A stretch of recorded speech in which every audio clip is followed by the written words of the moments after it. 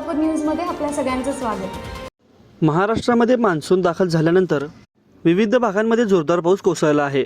काही भागात पावसामुळे जनजीवन विस्कळीत देखील होत आहे। दरम्यान या पावसामुळे नदी नाले तसेच धरणांच्या पाणी पातळीमध्ये वाढ होत असल्याचं चित्र पाहायला मिळत आहे। दरम्यान सोलापूर जिल्ह्यातील शेतकऱ्यांसाठी वरदायी असलेले उजनी धरणात पाणी येण्यास सुरुवात झाली आहे। धरणाने निचांकी पातळी गाठली होती ती आता वधारण्यास सुरुवात झाली आहे। यंदाच्या भीषण दुष्काळ परिस्थितीमुळे उजनी धरण 44 वर्षांच्या निचांकी पातळीला गेले होते।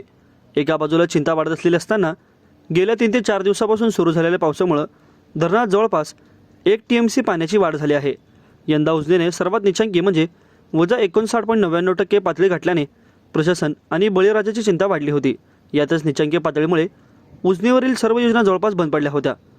मात्र गेल्या 4 दिवसापासून मान्सूनच्या आगमनाने जोरदार पावसाला सुरुवात झाली आहे व त्यामुळे उजनी धरणात जवळपास 1 TMC पाण्याची वाढ झाली आहे। माझं सोलापूर न्यूज या यूट्यूब चॅनलला सबस्क्राईब करा आणि बेल आयकॉन प्रेस करायला विसरू नका।